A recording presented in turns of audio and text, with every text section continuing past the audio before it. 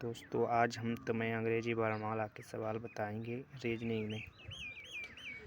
अंग्रेजी वर्णमाला में कौन सा अक्षर बाएं से 15वें के दाएं व 15वां होगा? अगर बाएं से दाएं बूझ रहा है तो जोड़ दो और बाएं से बाएं बूझ रहा है तो माइनस कर दो। सेम बूझे तो माइनस और डिफरेंस बूझे तो प्लस। देखो, अब इसके हिसाब से आंसर देना है कि बाएं इधर से चलोगे तभी तो बाएं होगा। तो 15 15 30, और जब 30 में हम 26 से भाग देंगे तो शेष फल हमारा 4 बचेगा, और 4 को हमें बाएं से बता रहा है, मतलब इधर से इधर जाना है, तो चौथा अक्षर डी आ जाएगा। और इसी तरह इसे देखो, अंग्रेजी वर्णमाला में कौन सा अक्षर दाएं से 5वें के दाएं बा होगा? हमने तुमसे कहा अगर सेम आ रहा है तो माइनस कर दो। 15 में से 5 जाएंगे तो 10 बचेंगे, और हमें दाएं से बूझ रहा है तो इसमें एक जोड़ दो, 10 में एक जोड़ दो 11 हो जाएंगे, तो 11वां अक्षर के होगा।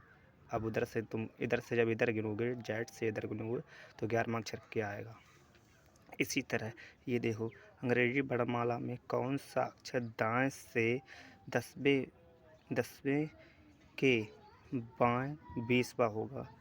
10 और 20 30 हो जाएगा।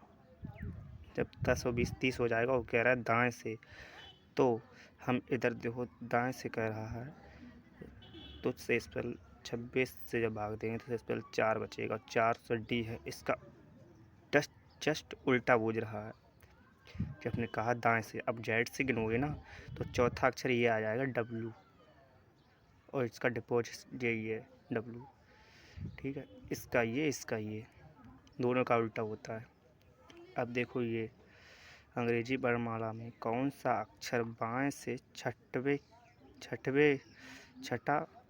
के दाएं के चौथे के बाएं तीसरा होगा? अब देखो, ये भी सेम है, 6 बाएं बूझ रहा है और फिर से बाएं चौथा, तो इन दोनों को हमने जोड़ दिया। अब तीसरा बता रहा है कि अब हमने तुमसे कह दिया कि सेम हो तो माइनस कर दो, डिफरेंस है तो प्लस कर दो। ये है छठा बाएं से और ये है चौथा दाएं से, तो हमने इन दोनों को प्लस कर दिया है। और फिर तीसरा सेम है, इसके पहले बारी के हिसाब से चलना है। जब सेम है तो 3 माइनस कर दिए, 10 में से जब 3 जाएंगे तो 7 बचेगा। 7वां अक्षर वो कह रहा है बाएं से, तो जी आ जाएगा। ओके।